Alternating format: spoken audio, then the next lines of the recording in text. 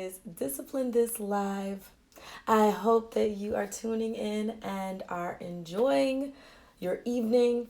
Thank you for tuning in and coming on in, saying hello, letting me know who you are if you are joining me for the first time. All my replay viewers, you know I love you and I appreciate you for watching this. And make sure you tune in live on Tuesdays and Thursdays, 9 p.m. Discipline This Live. What's up, great people? How are you all? I hope you're well. If you do not know who I am, my name is LaShawn. I am a mindset and discipline coach for women educators looking to get unstuck.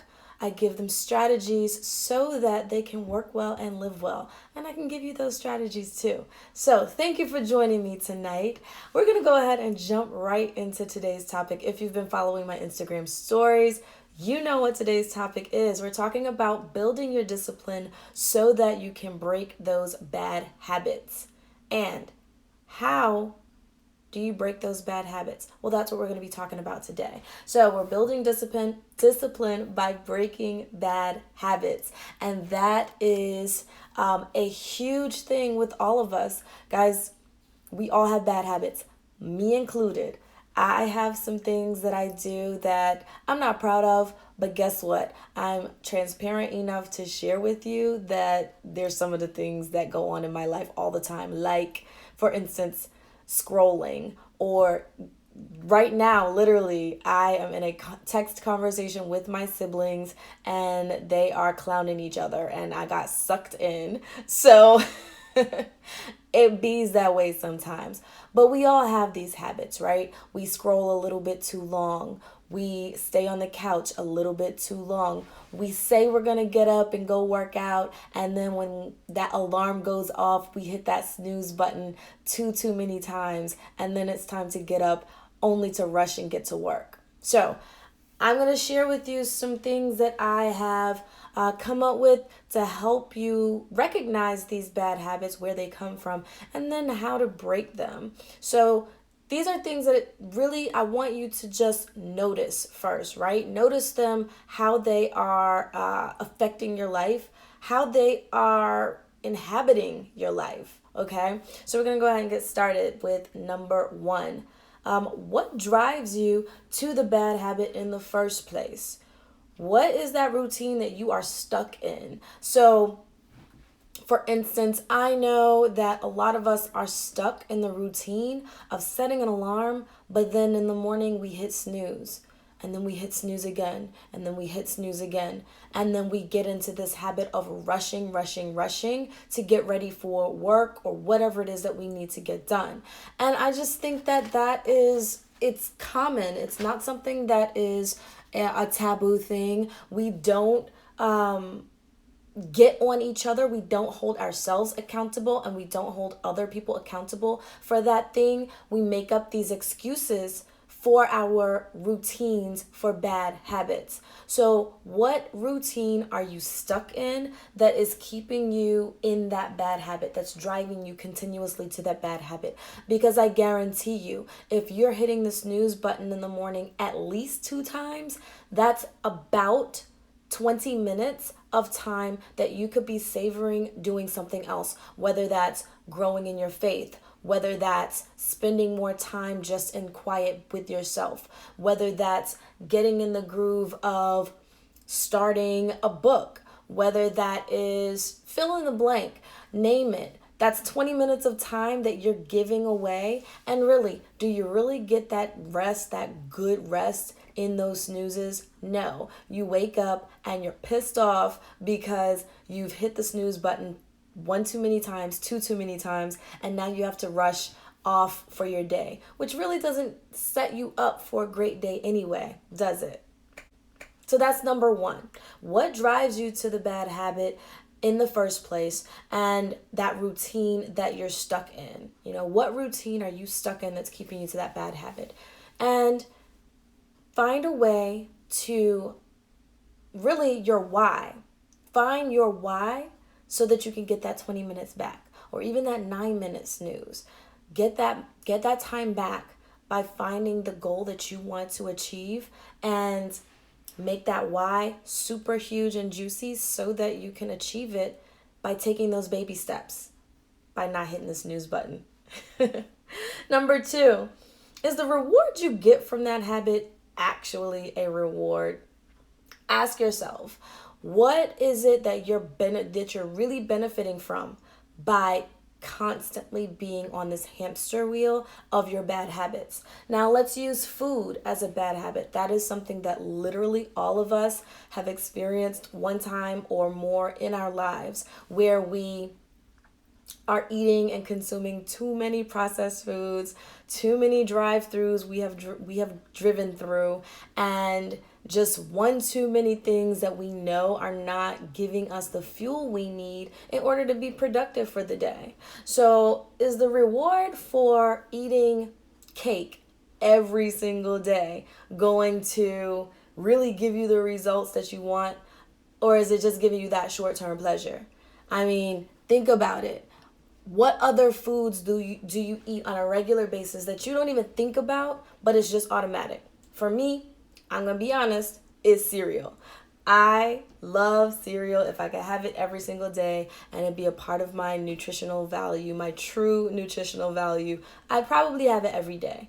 But I can't do that. So I have to figure out, what is it that the reward for the bad habit is actually bringing me? What joy is it bringing me other than that short-term pleasure? So consider that for another thought towards these bad habits that we all carry. And then number 3, choose your habits that have long-term satisfaction. All of these things roll right into the other. So choose habits that have long-term satisfaction, not just for your day or your week or your month or your year, but for your life. What is it that you can find in these bad habits that's really going to benefit your entire life? I'll wait. Probably nothing. More so, it's going to bring you some bad habits and bad results, or unfavorable. We'll call them unfavorable results, right? So if you eat too much of a bad thing, if you're not eating foods that fuel you and help you to be productive from day to day, you're going to have health problems. So I heard one time that it doesn't matter. You can eat what you want, but you're going to pay for it now or you're going to pay for it later. What are those habits that you're choosing that are only bringing you short-term results? Because what you really want are those long-term results. If I want to have long-term flexibility, guess what? I have to stretch every day. Now, I'm not going to put an hour aside every day to stretch, but even 5 minutes of stretching a day is going to make a difference in 30 days. So challenge yourself. What is it that goal is for you that you want to achieve? And when you think about it, is it going to give you long-term results? So think about it that way. And that's how you start building discipline, because you start thinking about the things that actually matter.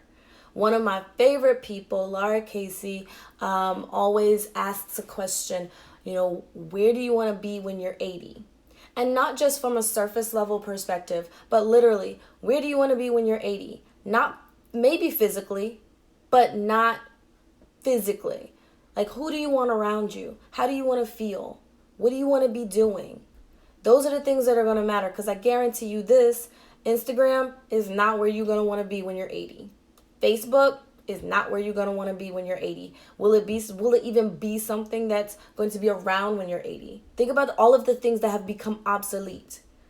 If you're from, my time when MySpace was a big thing, somebody please tell me where MySpace is now.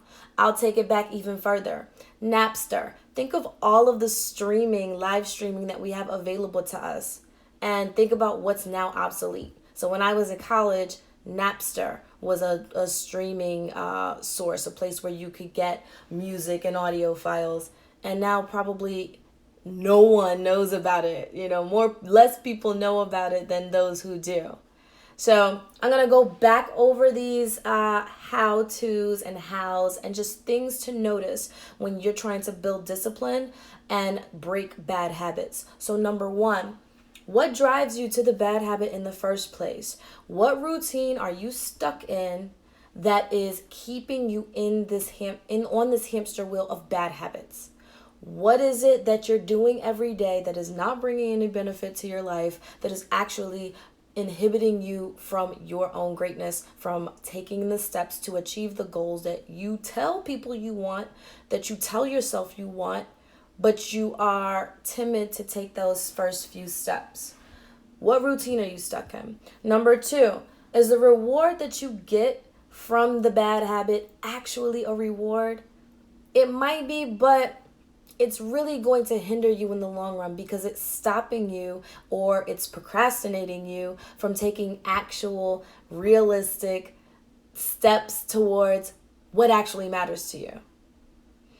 And then number 3, you want to choose habits that are going to bring you long-term results over those short-term satisfactions and pleasures.